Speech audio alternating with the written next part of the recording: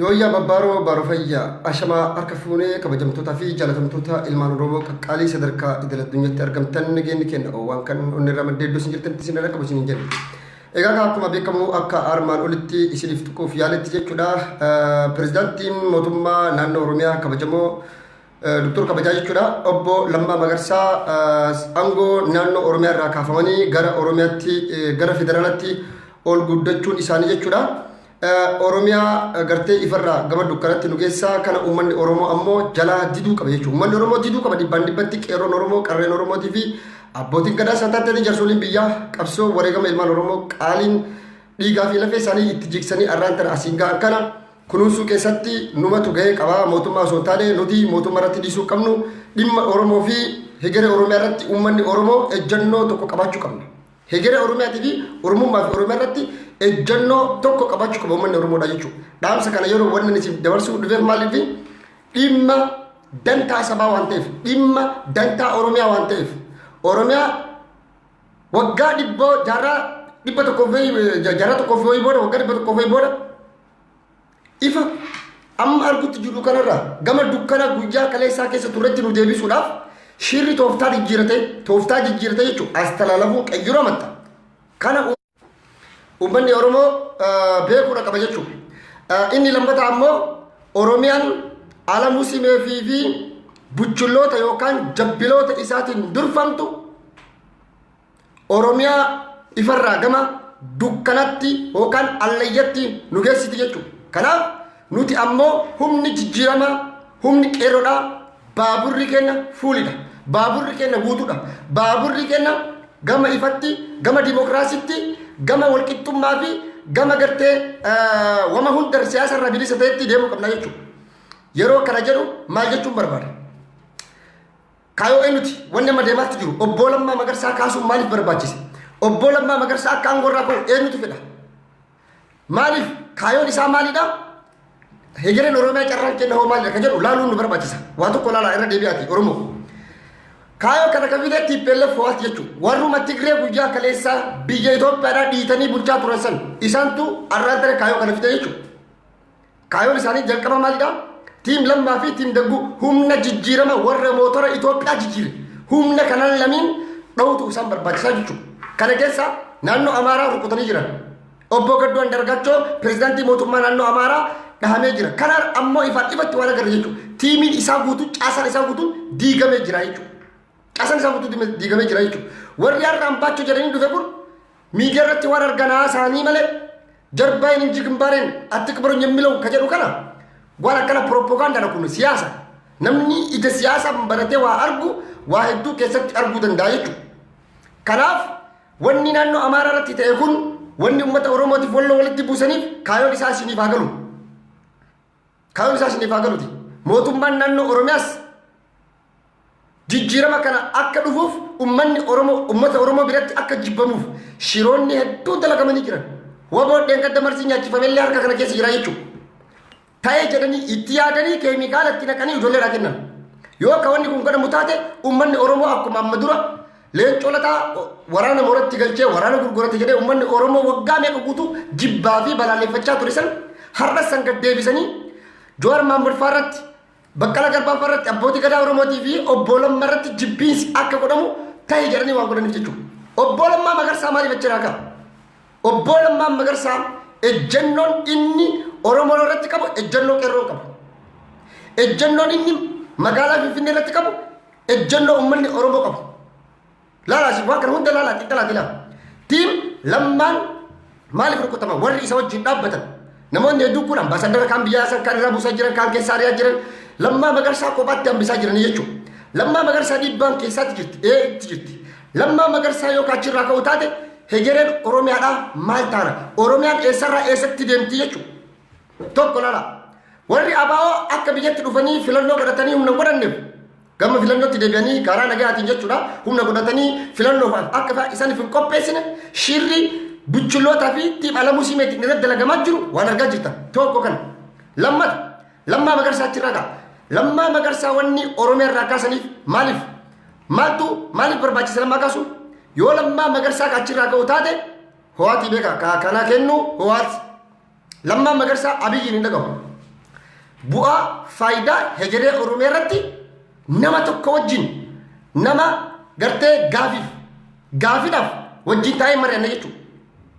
Hundi isaanii warri tiim Alamuu Simeetii fi Dr. Abiy mataa isaa ta'us aangoodhaaf yoo ka boololan taate malee aangoodhaaf yoo ka jiraachuu barbaadan taate malee hegeree Oromiyaatii fi dantaa saba Oromootiif bakka hin qaban jechuudha. Kana ammoo ragaadhaan agarree jirra jechuudha. Ho'aat astalaalafuu qayyuran. Zinedine Zidane ka Barcelona guyyaa kaleessa isinitti hima jira. Zinedine Zidane ka Barcelona gaa si caawwatu wayi Madridin isoo ka Barsa gaa si gata warra Catalan jedhanii yookaan ammoo tapha isaan taphatanii beektan. Yeroo tapha kana taphatan hundi isaa astalaalafii tokko ni dhufu. Banda astalaalaf meedaa miiqabaa tacaawwachi yella budin eellam. Madrid makkam godhe kilabiin Madrid jedhamu warri kubbaa laaltan. Zinedine Zidane ina dhiya jechuudha.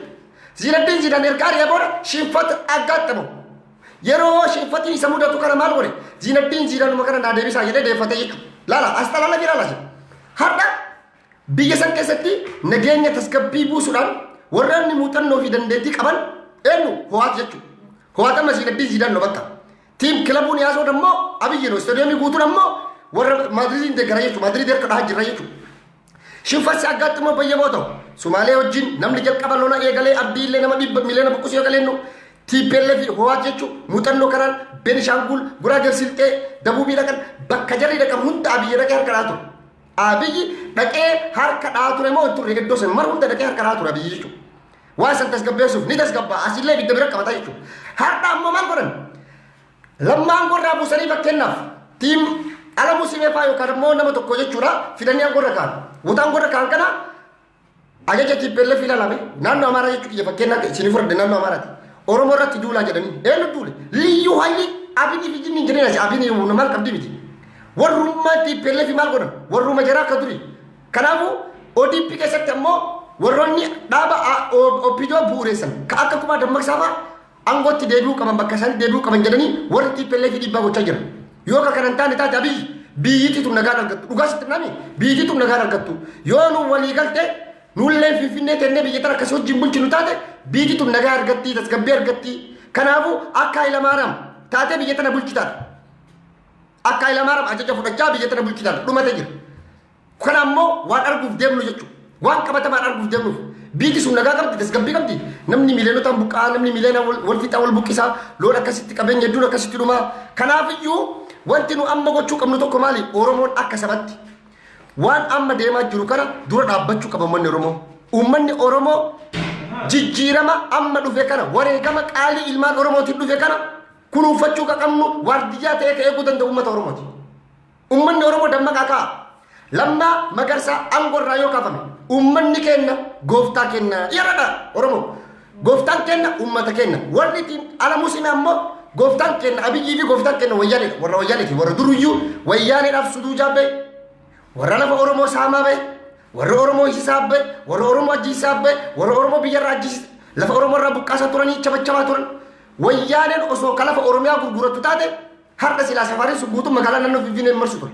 Eenyu gurguratee eenyu biyya sarafaa ture jara kana jechuudha. Dantaa sabaa dantaa eegalee Oromiyaan qaban lammaa wanni achirraa kaasuun barbaachisee maali? Ajaja Abiyyiin fudhatu ajaja nama tokkoon fudhatu bu'aa faayidaa dantaa saba Oromoo dabarsee waan hin kennineef jechuudha.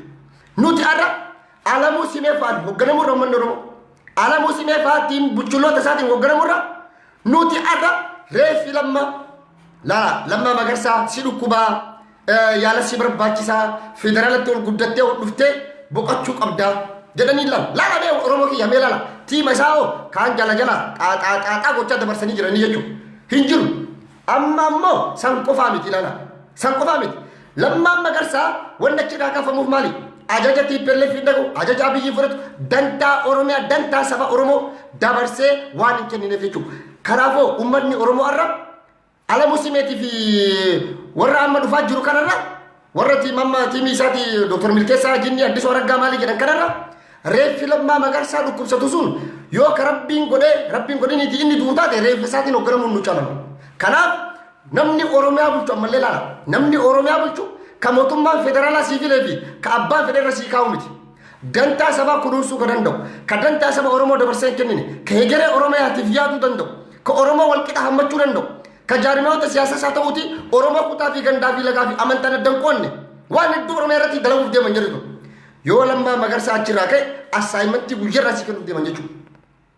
Kanaaf ammoo maal gochaa jiran jarri tun keessattuu lala ODP fudhadhaa gandummaa qabdannaan jedhina waan bordhuuf deemu waan isin timuuf deemuuf jechuudha. ODP keessaa nama tokko lama ilmaan Harargee yookaan ilmaan Arsii nama tokko lama keessatti agarta. Baalee keessa iyyuu jirtu Quxurii keessa jirtu iyyuu angoota Baalee nama tokko takka haguma waggaa 27 biiti sun namni bulchu takka argan beeku takka guyyaa tokko agaree waan hin beekneef. Amma maal gochuu deeman laala kaan biyyaa yaasanii kaan angooti xiqqatti kennanii keessaa yaasaa jiran. Arra dammoo takkitti achi jirtu Adaanach Abeebee yookaan immoo Aadde Xayyibaa haa jennuuni fakkeenyaaf. Jara kanneen lamaanii achirraa kaasuu deema amma Aadde Xayyibaan ni kaati. Isileen ni kaati jechuudha. Iddoo sanarraa ni kaati. Sambooda'oo maaltu dhufuuf deema amantaadhaan gandaan kutaadhaan wanni biyya alaa kanatti dalagamaa ture kana hunda assaayimentii kana propoozaala kana Oromootti kennanii Oromoo kanaan biizii akkasiin taatu lafa. Amantaan biizii taana majlisa jennee hiriira yaana gana waa'ee dhimma majlisaatii fi dhimma amantaatiin kana hiriirri guyyarraa ba'uuf deemna jechuudha. Kana hoo mootummaan rakkoo kana hiikuu wallaalatti hiikuu dadhabeeti tahii jedheeti assaayimentii kana ka gabbaase eenyu jara jechuudha. Warri ho'aat gama waggaa tokko godhanii jiran. Gimgama amata tokko godhan hirdina qaban laafina qabaniin badii sababa isaaniitiin jijjiiramni kun akka dhufanii beekan. Har'a ammoo of sirreessanii wanni hidhatesan hundaa miti hegeree waggaa 20-30 kana itti yaadanii of gormeessanii dhufanii jiran. Ifa ijaaranii jechuudha. Abii dhageettaa jedhanii amrii teenna malee amrii teennaan alatti biitituun nagaan argattu biitituun tasgabbiin argattu biyya tana ceesisuu hin dandeettu. Kanaafuu waan nusiin jennu yoo gootu taate biitituun atattamatti tasgabbii argatti nagaa argatti. Kana godhuudhaaf ammoo hidhalleen eegaluu qaba. Hidhamuu namni hidhamuu eegaluu qaba. Amma warri namoonni tokko hidhamuu ni eegalanii propagandaan addaa OMN irratti ni dalagama.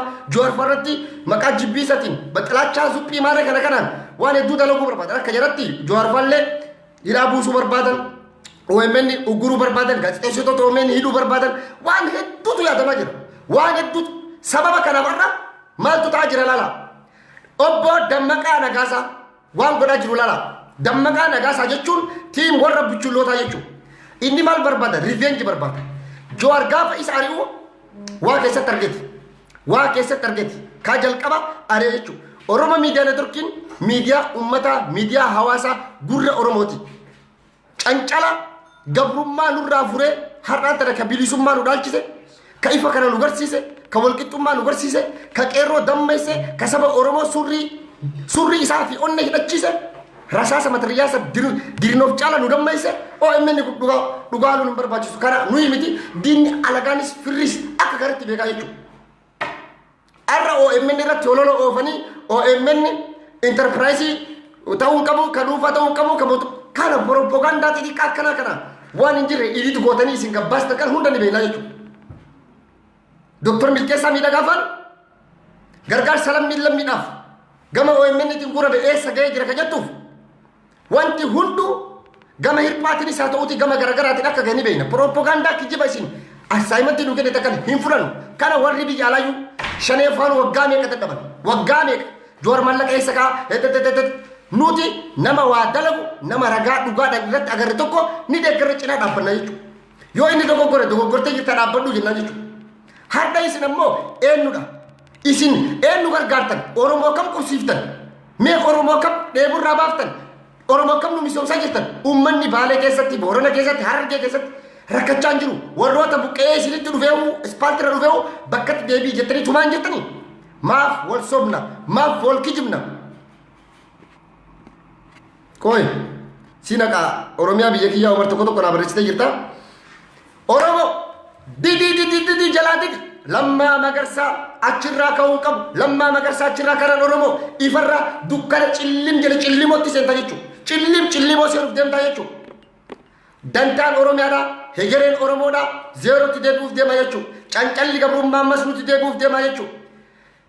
Abiyyi waan kana ammoo dubbatee jira jechuudha isin durallee የኢትዮጵያ መንግስት ዲክታተር ሊሆን ጫፍ ላይ ደርሷል ሲንጀረ ይላል ሞቱማ ኢትዮጵያ ሞቱማ አባይ ረተውዳ ቀጨረ ገየ ይራጅቹ ቲም ለማዩ ከዳ ሙታተ ቲም አለሙ ሲሜቲ ፊ ቲም አብይ ዱፋይቹ ዮ ጋፈ ጀርስ ዱፍተ ታተ ሄገሬ ኦሮሚያ ቆፋሚት ኦኤምኤንን ቢየከሰት ሄገሬ ንሳማሊ አክቲቪስቶን ከነ ሄገሬ ጀራማሊ ሉቡን ጅራቹ ሶዳ ከሰ ዱጋቻቹ ሉቡን ጅራቹ ኢሳኒ ሶዳ ከሰ ጋፊ ከሰ ሲጋቻቹ ኦሮሞ ዋን አራላለት ዋን ቦሪ ፉልዱረ ከላሉ ቁድ qeerroon ijjisaa dheertuu waan arguuf waan kana sirriitti dubbachaa jira jechuudha. Oromiyaa biyya kiyya Omar si ergee ture bara si ergee jira naasiruu dide. Wanni kun amma fakkeenyaaf namoonni heddummaa jedhama. Wanni lammaa kun kijibaa jedhama. Kijiba. Warri kijibatti fakkaatu kijiba jedhaa fudhadhaa. Maaliif nuti kijiba hin jenne beektanii isin? Waan naannoo Amaaratti ta'e argitanii jirtan. Gadduu አንዳርጋቸው ተመቷል። የሚቀጥለው ደግሞ አሁን ማነው መመታት ያለበት?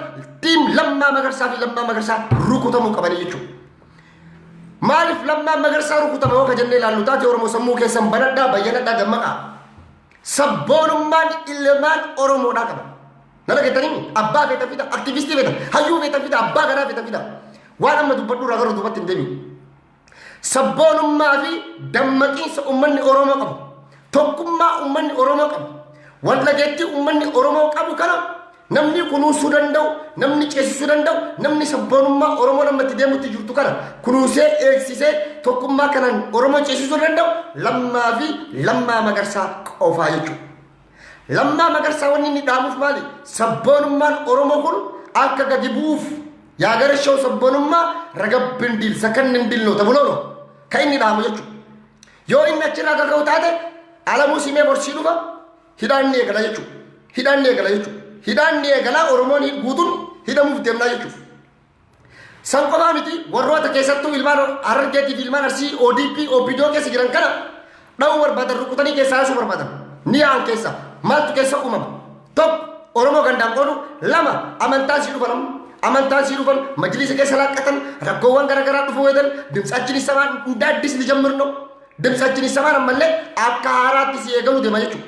Sheekotiin tennallee ulamaa'onni kennalle hidhamuuf deemanii jechuudha. Biiti sun nagaa waan qabdu seetanii miti waan abiyyi miidiyaa irratti dubbatu lallaa hegereen biyya sanii maal ta'uuf deemtii jira. Ukkaamsuudhaan qofa nama hidhuudhaan qofa biyya sana akka bulchuu danda'an ho'aati nusii garsiifnee jirraa jedhanii abiyyi irra qabataman jechuudha. Warra baaldaraasii fi jinni baaldaraasii kunillee qabatanii hidhatti guuramanii jechuudha. Sagalee uummata Oromoo ukkaamsanii Oromoo ifarraa dukkanatti nu deebisuudhaaf wanti arraan tana alamuu simeetii fi taayee danda'a addisuu argaafan godhaa jiran kun Oromoon dura dhaabbachuu qaba balaaleffachuu qaba hin fudhannu hin fudhatina hin fudhadhu hin fudhatina. Kanaaf uummanni Oromoo waan mootummaa federaalaa maaliif lammaa kaasa beekanii beekanii lammaan ajaja biyyillee fudhatu ajaja nama takkaan fudhatu ajaja Oromummaa malee uummanni gooftaan kenna uummata kennaa nama jedha. Nama qeerroo waatii qorannaa jettu qeerroo miliyoona 5 akkam jettee qorattaa qeerroo miliyoona 5 qoratte jechuun uummata Oromoo guutuurraa qorannoo gaggeessitee jirta.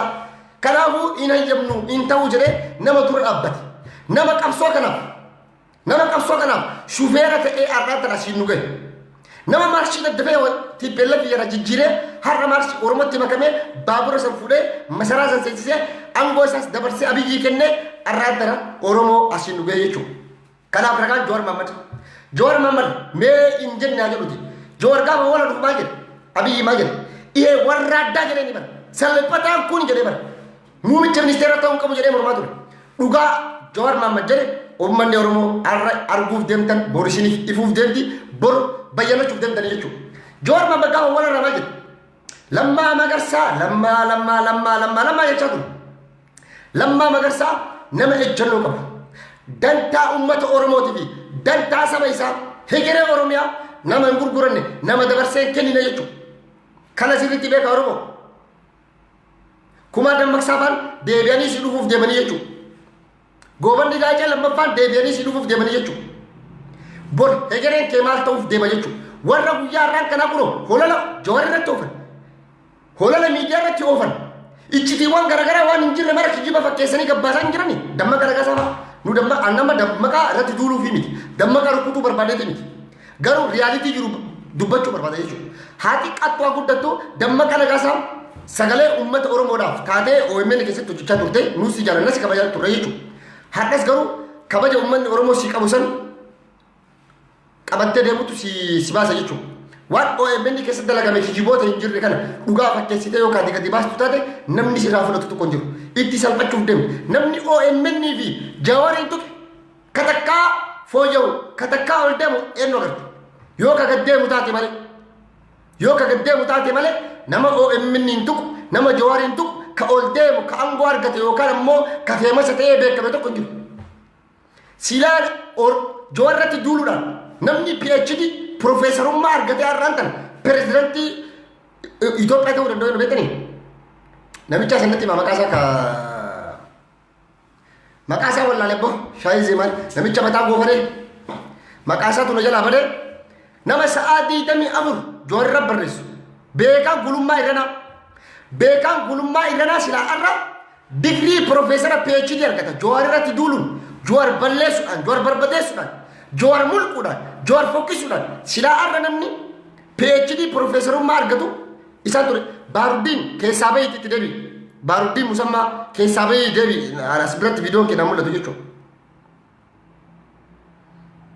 Kanaafiyyuu wanni an jechuutti Baaruddiin keessaa bahii deebi wanni an jechuutti jiru tokko maalidha lamma obbo Dammaqaa Nagaasallee kabaja kee uummanni Oromoo si qabu sanii osoo jiraatte si wayyaa jechuudha.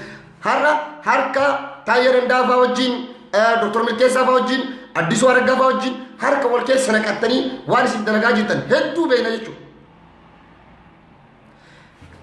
Baaruddiin keessaa bahiitti deebi waan hedduu argaa jirra jechuudha.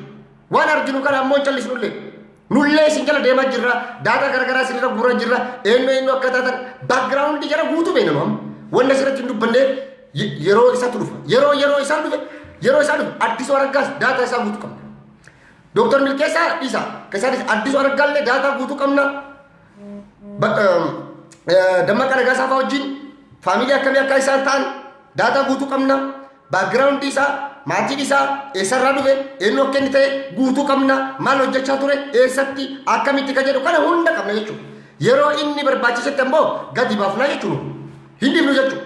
Kanaaf shira isin harka wal keessa naqattanii tiim lammaa dha'u Joowar balleessu OMN hin balleessu mootara Oromoo sadii kana Joowar lammaa OMN wanni nu qabnu sadii kana qofa. Kilaashii kenna kana madfaachiin yeeno taankii kenna kana jechuudha. Taankii kenna OMN madfiin kenna Joowar jechuudha.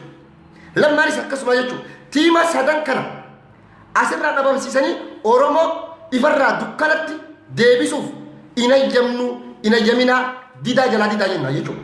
Baaruddiin musammaa ergi tokko Baaruddiin musammaa. Kanaafuu wanni isaan amma wit jedhanii waan akkana goona if jaalachiisuuf deemtan kana uummanni Oromoo jaba jechuudha. Yoo Lammaa Magarsaa achirraa ka'u taate Oromiyaa keessatti jeeqomiinsi kan hin jedhamne akka ka'ullee beekama. Yeroo hiriirri ba'amu jeeqomiinsi ka'u waan maratti qophaa'anii jiran ready stand by akka hiriirri godhamu ni beekan. Oromiyaa keessatti yoo Lammaa Magarsaa achirraa ka'u taate Baaruddiin musammaa erga kunome. Baaruddiin musammaa erga jira. Amma hiriirallee itti qophaa'anii jiran. Yookaan hiriira ba'u taate ni ugguramta. Hidhaa sii dhufamu. Keessattuu warra qeerroo dammaqiinsa qaban. Hello Saad. Welcome. Ela dhaggeeffadhu Saad. Daataa danuu sin qabu. Akka Jawaar Mohaammed irratti akka duulame ta'e silaa jechuudhaan hadha beekaan gulmaa maastireetii isaa yookaan waan maastireetii tokkoffaa lama sadii jechuudha waan profeesara ta'eera. Isaa ol. Waggaa 5-6 taa'ee waa'ee Jawaar qofa taajabbii kutaa 1,000 meeqa. Nama kana hin xinnaate malee wanti inni fidin jiru. Dammaqee siin jedhamtu dammaqeen maaltu jira beektaa? Ela dhaggeeffadhu. Oppidiyoon odeef hin jedhan. Oppidiyoon siistemii ida'amuun inni dhufe sun Oromoodhaaf hin hojjenne. Maaliif sababa ida'amuutiin jijjiirama kana gufachiisuudhaaf isa fiddee inni kaan baddaatti hafee isa kaan facaaftee isa kaan summiidhaan gootee isa kaan hiitee waa isin goote Allahu alam. Maaliif akka paartiin isii waliin dorgomu hin feene. Mee paartiin Oromoo amma jechuudhaan kan lubbuu qabu kan jaraa wajjiniin dorgomu hin jenne. Maa inni hojiin Oppidiyoo hojiin inni guddaa siistemii isa kaleessa dheengada jechuudhaan wayyaaneen itti fayyadamaa ture hadha uummata Oromootti fayyadamaa jirti. Waan kana uummanni keenya bareechee xiinxaluu qaba. Amma wanti guddaan waan tokko itti innis maa inni uummatattii kana jechuudhaan uummatattii kana hadha jechuudha mitu ODP'n masaraa dhabaafna yookaan immoo ODP'n buufna tu jenne yookaan uummanni qeerroon hadha hiriira ba'e ammaaraaciin jira hin jiru akka ammaaraaciin hin jiraanne uummata kana qobaa nyaachuudhaaf yoo barbaadde gurguruudhaaf yoo barbaadde akka feete gochuudhaaf paartiloota fixa. paartiin jeneraal Kamaal galchuu jira hin jiru. Kan Maraaraa Guddinaa jira. Eenyu jira. Amma uummanni Oromoo isa kan paartii isa kamitti abdata. Sii galee kanaafuu siistamii sii kana sammuun sii kana amma kan jiru eenyu Jawaar Mohaammed.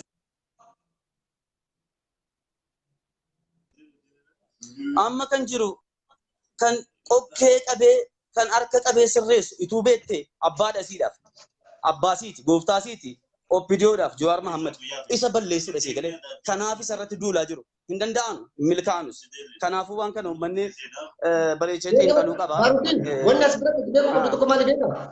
Laal heeyyere Oromiyaatiif akka lammaa akka Jawaar Faari sirriitti beekan amma maaltu jira Jawaar asiin dura gaafa Ameerikaa dhaqalee dubbiitti kan dubbatee jira. Yoo opidiyoo keessa ODP keessa opidiyoon alamuu simeeti dullattiin keessaa qulqulloomne jedha. Jaarmaa siyaasaa Oromoo tokkoon dhaabnaa jedhe. Maaliif jaarmoonni siyaasaa Oromoo kun qishbii waan ta'an jechuun ni beekamu. Warra dulloota gartee soofteerii jara dullume. Soofteerii haaraa yookiin ammoo humna haaraa kana tarkaanfachiisuu hin dandeenye waan ta'aniif jaarmaa siyaasaa dhaabnaa jedha. Jawaar Mohaammed osoo jaarmaa siyaasaa kadhaa butaate Iskeel Gabbisaa ittaan haftee faa dabalatee Girmaa Guutamaa faa dabalatanii jechuudha. Saggaa Araarsaa faa dabalatanii warroota ija Oromoo ija saba Oromoo ta'anii akka asii dhugaan kan osoo ka jaarmaa dhaabanii Oromiyaa keessatti dorgoman taate parsantii 99 Sa'ad dubbiisiif galtee jirti. Sa'ad ila dhaggeeffadhu wanti amma duula Jawaar Mohammeditti namoota adda addaa itti kakaasanii maal jedhanii kuni ko waa'ee keessaa baafamuu abdii fiixeen kanaan dura waa hedduu koo darbeeraan kun ajandaan kun akka haaraatti ka'uun sin dhibin maaliif ka'edha dudubba isaa maaltu jiraata dudubba dammaqeenyu ni jirudha sii galee isa kan sappoortu godhaa yeroo inni alaa kulli haal OMN dachaan jabaataa cimaa deema malee waan kufu waan baduu miti sii galee dammaqeen immoo atteeshina ta'ee miidiyaa wayii banataa yeroo odeeffannoo wayii jira alaa kulli haal rakkoon qabu wanti hundinuu amma ODF kan isii waliin jechuudhaan sodaattu kan isiin balleessuu barbaadu Jawaar Mohaammed qofa. Kanaaf ija isii irratti xiyyeeffatte. Jawaar Mohammediin immoo hin dandeessu. Jawaar Mohaammed jechuudhaan jara taankii hidha amma funyaanitti hidhate akka fedhan gochuu danda'an koompitara tokkoon jechuudhaan muudiitti qabee maqaleetti galchee. Akkam akka wallaahi jaraafuu galata qaba. Jara iyyuu jechuudhaan wayyaanee keessa bilisoomsee fidee gara Oromootti seensise. Baardiin waa tokko jira laala isin martuu na caqasa. Lammaa Magarsaa yookaan gorra kaafamu taate Oromiyaa keessatti hiriirri garaagaraa ni gaggeeffama. Oromoo sinii maali? Oromiyaa keessatti yoo hiriirri godhamu taate warra qeerroo ija ta'anii qeerroo magaalaa hedduu keessatti sochoosan akka alattis akka godhanii dagutu warra ija jedhan kana fuudhanii eessa geessu xoollaa geessan alattuun laala yeroo lammaan ka'u akka rakkoon Oromiyaa keessa dhufu hin beekan itti qophaa'anii jiran yoo ka dhufu taate maal godhuu qabna? Warra ija keessaa ta'an immoo xaaxaa godhanii keessaa hin hidhan. Achi booda seera deeggaddaa dhaabbanni dimokiraataa ODP Jawaar irratti jechuun magalachaa baasee jira. Yaaqoon magalachaa tuqa. Hoo barbaadan deebisee isin himattansa. Namoota dhuunfaa yookaan jaarmee kenna tutuquu minaa akka jedhu. Gaafa qeerroo warra ija saniidhaan akka jaraatti beeka. Akka warra sammuu jaraatiin sammuu alamuu simee fa'aatiin. Achi booda ammoo wanni nu godhuu dandeenyu tokko maali wanni nu godhuu qabnu tokko maalidhaa? OMN biyya baasu gaazexeessus OMN hira guru OMN ammoo propaganda holola garagaraa irratti oofu maqaa balleessu maqaa xureessu eenyufaa wajjin abdii fiixa isaa ta'uuti dammaqaa ragaa saafaa qabatanii warra OMN keessa dur ture warroota iccitii beekan jedhanii OMN iccitii takka qabu iccitiin isin beektan tokko hin jiru ምንድን ነው የምታውቁት? wanni isin beektan maaltu jira iccitii OMN caasaa mataa ofii qaba boordii mataa ofii of danda'e qaba OMN Auditora qaba, mallaqa qaba, faayinaansii qaba, waa huccuu qaba. Daayirektara qaba. Nama daayirektara san namni Abdulfaan Been propaganda kijiba hin jedhe kan oofanii OMN laaxalaatu godhanii OMN guru. Yoo OMN kan guramu taate Oromiyaa biyya kiyyaa umarsi ergaa jira barsi ergaa jiru. Guranii labaanoo jaarmanni Oromoodhaa haaroonni silaa irra ka Jawaar Faadhaan dhaabbatu ka Baqqalaa Garbaa of keessatti hammate. Ka Girmaa Guutamaa of keessaa qabu, ka Arraa Profeesar Qelbaa of keessaa qabu, ka Arraa Saggaa Araarsaa of keessaa qabu, ka Oromummaaf Oromiyaa fakkaatu jaarmee jabaa ODP dhukkeetti kaasuu danda'u arra kan dhaabbanneef hololli duulli tiimii bataqqala addaan bifa qindaawaa ta'e eegalee jira jechuudha. Oromoo si dhabamsiisuuf deeman dhabamuuf deemta jechuudha Oromoo wanni anarra dubbatu kun akka qoosatti ilaalina. Hello Umar. Aloo ana. هيا ماجد. سيد السلام عليكم. وعليكم السلام ورحمة الله. ساقاري رجل تاد أمس تكون قبان اللي هيا ده warri amma aangoorra itti bahaa jira warri karaa aangoo dhufaa jira waa Oromoo miti isaan siyaasa biraatiin fitanii dhufu jiran si garee uummata woboodhamus uummata Oromoo quuqama qabu ugguruudhaaf jechuudha wanni isaan amma oofaa jiranii. Ni dhaga'ama? dhaga'ama. Amma tiim lammaan kan aangoorraa tiim lammaan kan aangoorraa uummata tiim lammaa kana kan aangoorraa fageessi jiran jechuudha isaan hundumaa wal ijaaranii wal keessa wanni woboos galuu fi dideera tiim lammaan waan Oromoodhaaf dhaabatee hoogganaa Oromoo waan jedhameef woboo sanarrattis duuluudha amma warra woboo se'anii mooraa keessa naqanii waan fedhe godhuu hin danda'an jechuudha. Ani yoo dhugaa dubbannu uummanni kun yaani Oromoo dhaabatanii dhaabachuu baatanii waan beekuwaati. Garuu isaan wanni deemsaa jiran Juhaaris ta'ee waan quuqama Oromoodhaaf wanni karaa maneedhaa akkama duriitti wayyaaneen dalagu ture dalaguudhaan fakkaata akka yaada kiyyaa. Sirri sanuma warri kaawwan isaanitti deemaa jiranis sanuma dhaam saaraa kan ummanni karaa aangoo sissiqamaa jiran kun ummanni karaa aangoo dhufaa jiran kun waa Oromoo miti jechuudha. Alamuu Sumeetiin kaasee hundumti isaanii addee xayyibaa warra sabboonummaa qabu aangoo irraa buusanii fa'aa warra immoo gartee uummata Habashaa fi uummata Oromiyaa keessa guddifachaa fi maaliin aangoo irra baasaa jiranii jechuudha. Sirri. Durummaa Oromoo nagartee akka Oromoo akka horii akka nama wallaalaa takkatti uummata Oromoo irratti diraamaan tadalaga jiru. Nama hin beekamne nama kun nu haa filatamu demokiraasii fi maal egaadhanii nama uummati filate maalii hin keenye uummata nama jaalatu nama uummanni sun jaalatee uummata saniif itaa jedhamu waan uummanni dubbee jiru maalii hin dalagne. Sirriidha yaada dabalataa akka dabarfattoo qabaattee carraasii kennaa namoota biraatiin. Ani kanuman jechuun barbaada yaada gaariirra jirta kanarratti callisuu qabnu OMN ijaa fi gurra uummata Oromooti. Namni OMN irra duru aslan Oromoo miti namni Juwaar irra duru Oromoo miti jennee kan beeknu jechuudha. Uummata Oromootiif diina ta'e waan gorra kaaniifaa kun akkamitti Oromoon bushii jiraa jechuun nama qaaffachiisa jechuudha. Sirri. Waan akkanaa innanii waan lafa Oromoo kaan harka federaalaatti nanii kaan immoo gurguranii asiin nugiyaan deebisanii achirra kaa'u jechuun baay'ee nama gaddisiisaa qeerroon uummanni Oromoo dammaqee kanarra dalaguu qabaa jechuudha. Kanumaan naamsaa galatooma. Amma galatoomii biratti ta'e galatoomii jennaan waan tokko isinii barbaada. Jawaar Mohaammed dhugaa dubbachuudhaaf gaaf I am Oromoo first jedhee ka'u sanirraa eegalee dulli bifa qindaawaa ta'een ilmaan Habashaatiin, ilmaan Safaarii, ilmaan Amaaraatiin yeroo irratti gaggeeffamaa ture namni isa cinaa dhaabbatu jira. Yoo uummata Oromoo daaspooraa taate malee warri biyyaa sinaa danda'e cinaan dhaabbatu jechuudha.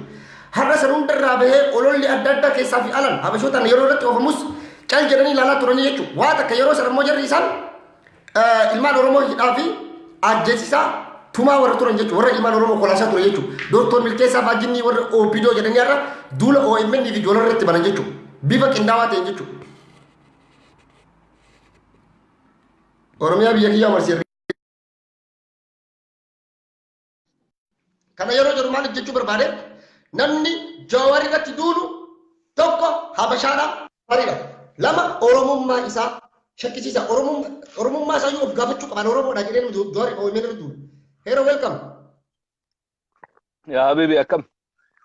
Nagaa Umar jirta? Naguma nagaa akkame?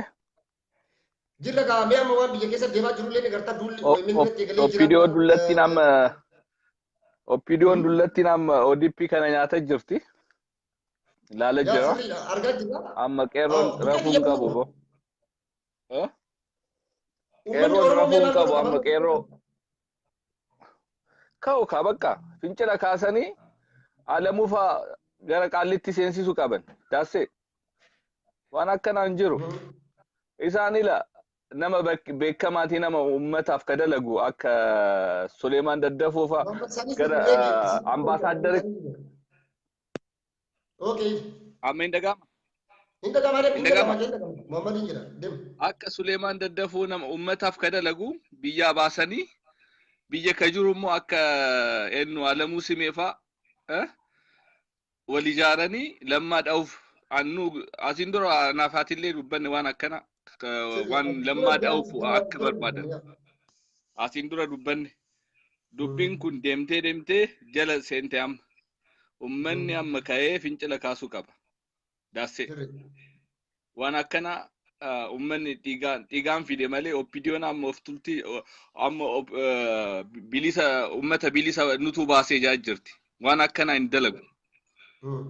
Waan akkana ummanni callisuu hin qabu bakka.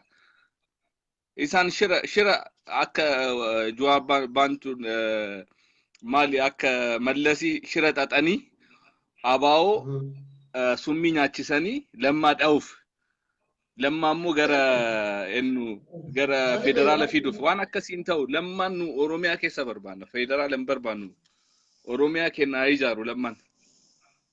Sirri nu federaala wada ke lammaa magarsaa obaanu inya Homa jiru waan akkasiin jiru. Reetti lamma akkamii kaasan beektaa tokko rakkina garaagaraa waa'ee waboo kanaaf jinni waan hedduu uuman lama wabaan hunduma fakkeenya baay'ee nuti waa'ee wallooti wal qabatee jibbiila wal qabatee eegni adda addaa irra kaa jira si galee lammaa jechuudha. Amma duuba maal godhuu barbaada maaloo tuqsiisanii sa'aa fedhe sa'aa tokko yoo dandee gara federaalaa deemu lama ammoo fedhinnaa isaatiin akka hanga godhisu bas nagee jira na dhukkubaa sababa godhatee jechuudha. Ebamuus sababa argoo si dhukkubaa angorraa ka'ii binna maara faallabbii binaamin እንደዚህ አይነት ሙድ እያዙ ነው ሲገለ ዋን አከሲን ደለጎ ሀቢቢ ዋን አከሲን ደለጎ አቦ ዮ ፌዲ ቀበን ኡመታፍ ዮ ፌዲ ቀበን ጀዋሪ አካን ይዳሴ ጀዋሪ አካኒ በከለማ ጀዋሪ አካን ከነጂያን ሜ ጀዋሪ አካኒ ኦፒዲዮ አሁን እኮ ጀዋር መመታት ያለበት ጀዋር ማለት እኮ ተማቤት ማለት ነው ካው ጀዋር ደግሞ ኦሮሞ ዳፊ ኡመታፍ ደለጋካ አቃፍ ደለጋ ጀዋር ማለት ነው እንዴ ታልንገር እኔ ሚስትሪ ጅኒ ወኔ ጀደሙ ጅሩ ጀዋር ዱበተ ጀደ ነገር እነ ጀዋር ፋል በቀለ ገርባባ ወጅንታኒ ኦሮሞ ተደርጎ ገረስ ጀሰለኝ በይ በቀለ ገርባባ ወጅንታ ውዳል ጸጋ ያረሳ ወጅንታ ውዳል ወዲ ቲሚ ኦሮሞ ዳ ታን ሁንዲ ሳኒ እነ ግርማ ጉተማ ሚኑ ፕሮፌሰሮቹ ዶክተሮቹ ጨምሮ ቄሮ ወረ ጀጀቦ አክቲቪስቶች አገርተ ጌታ ወራ ቆይ ምን ከተማ ቢጀኬ ሰዱበት ከተለያዩ ዩኒቨርሲቲ ውስጥ ለቀቅሞ ጃርሚያ ሲያሳ ኦሮሞ አራዳ ጉደ ዮ ኦፒዲዮን ዱለቲን ኦዲፊ ከሳፈኝ ጀደኒ ዮ ጃርሚያ አራ ተባንታቲ ኦሮሚያ ላይ ማን ነው የሚያሸንፈው 99% ማን ነው የሚያሸንፈው እነ ጀዋር ናቸው ማለት ነው ነገ ኦሮሚያ ለነሱ ነው የሚረከቡ አባ በደዱፈ ከኛ ጋር የፈለገ ሰው መኖር ይችላል አይ ቀለማቸው አላማረኝም ያለ ሰው መሄድ ይችላል ያኔ ይሄን እንዳይሆን ነው ፈሩ አንድ ነገር አለ ፕሮፖኩኝ ጅራቤ ጋር ዋምቤ ኩፊ ውስጡ ማቆ ብዙ ነገሮች ስላሉ ነው ይሄን ነገር እነሱ መጥተው ኦኤምን መጀመሪያ ኦኤምን ለማንሲሱ ሚዲያ ትልቁ ፕሮፓጋንዳን ሚዲያ ነው ጆር ሚዲያ ይጠፋል ጋዜጠኞቹ ይታሰራሉ እነ ጆር ይመታሉ እነ ለማ ይመታሉ ከዛ በኋላ እኛ ወደ ነው ከብራ ወደ ጨለማ ነው ወስቱ ነው ከተመቸለበት ጨለማ ውስጥ ነው የምንገባው አላቁ ምን ነው ደግሞ ኢምቢ ማለት አለባቸው በቃ ኢምቢ ያለስ ቢያለ አከመለከ ኢምቢ ነው በቃ ግዱ ቀም ነው ያ ዳቦሜ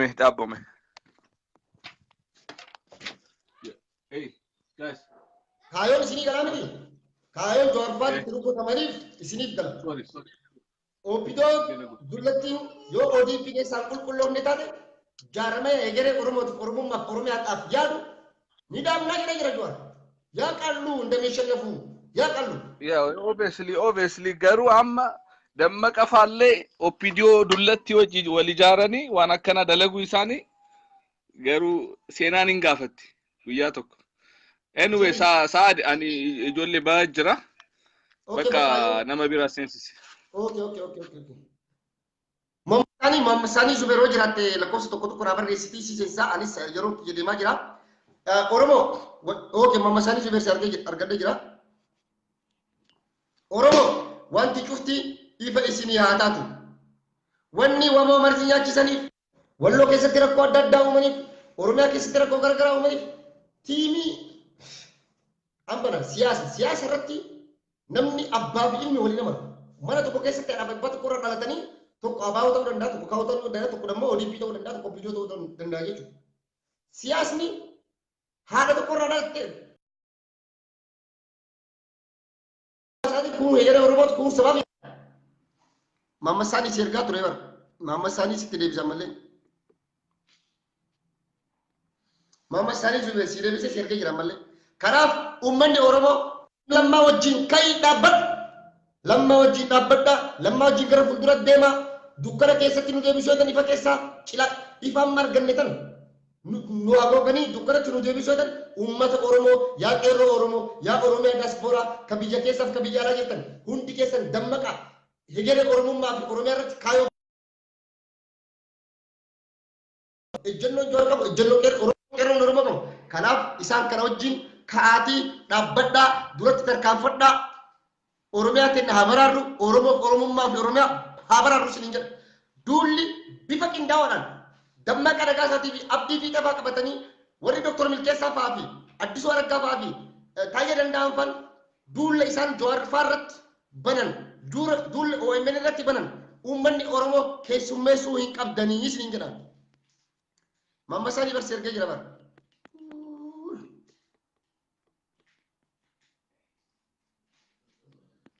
Kanaaf uummata Oromoo dhaabsi kiyyaa kaarraa asumarratti golabuuf deema. Egaa kaa namoonni fakkeenyaaf nuti kana jechaa jirru mammasaanii subeessi erga malee. Oromoo dhugaa dubbannuti. Oppidoo sababa eenyu Oromoo wajjin araramte. Lammaa Magarsaa galma abbaa gadaa keessa taa'ee Adamatti baay'ee. Duraan jedhe Oppidoon xirooftuudha. Xirooftuu turree ajooftuu turree jedhe. Jibbamtuus turree jedhe. Har'a garuu gooftaan kenna uummata kenna jennee dhufnee jirra jedhe.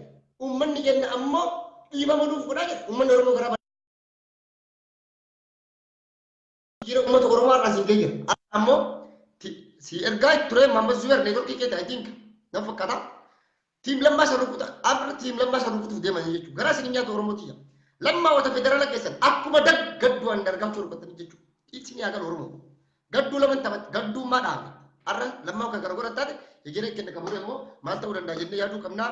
Kanaaf uummanni Oromoo jalaa diduu qabdan didaa Jawaar wajjin dhaabbadhaa. Lammaa wajjin dhaabbadhaa. OMN wajjin dhaabbadhaa.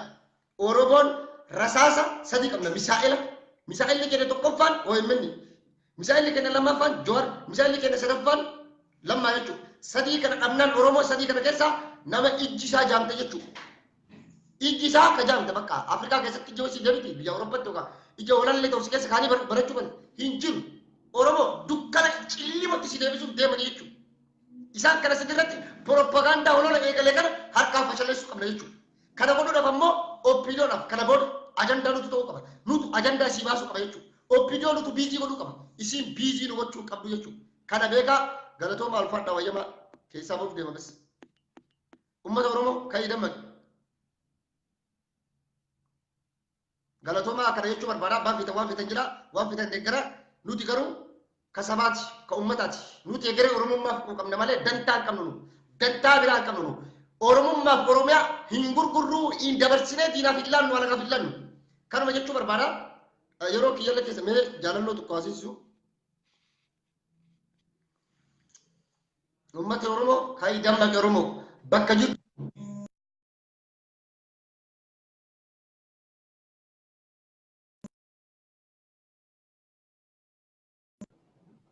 Saadee gama.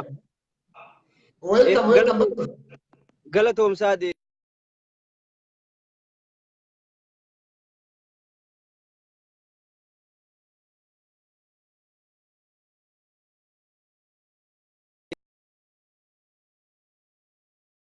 Indagama.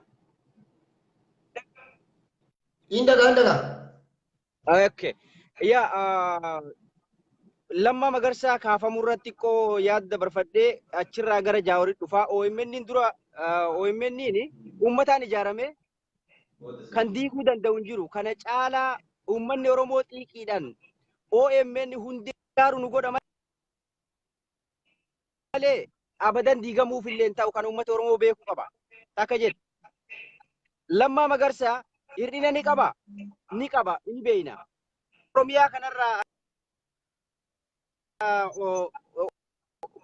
hoggansa silaa gadi jabeennan ODP jaarurratti hir'inni inni qabaateef maalidha yoo jenne akkuma beenu lamma Abiyyi gargaaruudhaan karaa federaalaa kana biizii yeroo inni ta'u tiim jabbiloonni Alamuu Simee dhuunfatan jechuu Oromiyaa kana nu maal godhuu qabnu opshinii nu qabnu amma waan irra taasisuu qabnu opshinii maal carraan nu qabnu maalidha fuulduraaf ka jedhu Jawaar Mahammad carraa qabnu kana fayyadamnee dhageettii qabuun ummata Oromoo kana qeerroo Oromiyaa fi ummata Oromoo jaarmaya dhaaba kamirraa dhaaba adda bilisummaa Oromoo ta'e ka OPDO irraa ta'e bilisa ta'e ka ummata Oromootiif egeree Oromiyaatiif yaadu jaaruu qabnaa. Opshiniin carraan takkittiin nu qabnu dhaaba of danda'e ka ummata Oromootiif yaadu kan Abiyyi gargaaree ce'umsa kanaafi gargaaru yoo hin dhaabin abadan biyyi kun gara diigomsaatiif deemti. Alamuu Simee yookiin tiim Alamuu Simee Lammaa Magarsaa aangorraa buusanii fi biyyi sun tarkaanfii takkallee dura deemuu hin danda'amtu. Kan diiguu danda'u kan jaaruu danda'u ummata Oromooti. Kan diigamtuunis ummata Oromoo waan ta'eef ummanni Oromoo wanni godhuu qabu Jaawar Mahammad kana push goonee jaarmaya tokko qeerroo Oromiyaa kan biyya saniif fala taatee gara ce'umsaa kanatti biyya kana bilisummaatti nu geessuu dandeessu jaaruu qofarratti fookas godhuu qabna. Haalli deemaa jiru kun yoo dhugaa ta'e biyya kana gara diigumsaatti xoofaa jira waan ta'eef tokko taanee harka wal qabannee osoo wal mormuu hin taane jaarmaya qeerroo Oromiyaa hegeree Oromiyaatiif taatu akkuma jedhe ijaaruu qabna. Kanarra fookas godhuu qabna. Murannoo fi kutannoodhaan shakkii takka malee wal jala hiriirree yeroon uummanni Oromoo tokkotti ta'ee gara fuuldura deemuu qabu amma jedheetiin amana. Carraa naa kennuuf galatoomii Sa'adii. Anis galatoomii ulfaadhu. Anis beektaa sagantaa yeroo kiyyan irraa deemaa jira. Termiina wayii qaba jedhe abboonni wayii. Wanni ati amma sirriidhaa Jawaaris waan kana dubbatee ture jaarmayni qeerroodhaa. Kan Jawar Faanoo Roggaramu, Baqqalaa Garbaa Faanoo Roggaramu, Profeesar Isqeel Gabbisaa fa'aa, Tsaggaayee Ararsaa fa'aa dabalatee jechuudha. Girmaa Guutamaa fa'aa warroota yaan jiran durfamu jabaan isaa jechuudha. Oromiyaa irratti akka ijaaran duudhaan eegalame kun hundi itti dhufuu danda'a. Waan nagaree fi haasa'u kana hunda Oromoon booddaa bayyachaa dhugaadhaa jechaa dhuftan jechuudha. Kan akka taane propaganda OMN Jawar irratti eegalee jira lammaan rukutama sadii misaa'ila sadii kana Oromoon kunuunfachuu qaba. Lammaa Jawar OMN karaa sadii alatti Oromoon fala tokko qabu jechuudha. Falli Oromoo kana kunuunfachuu qabna. Sagantaa rakkina asirratti golamna. Nagaan na jira obboleessa kiyyaa illee. Galatu fayyaa ta'e galatu.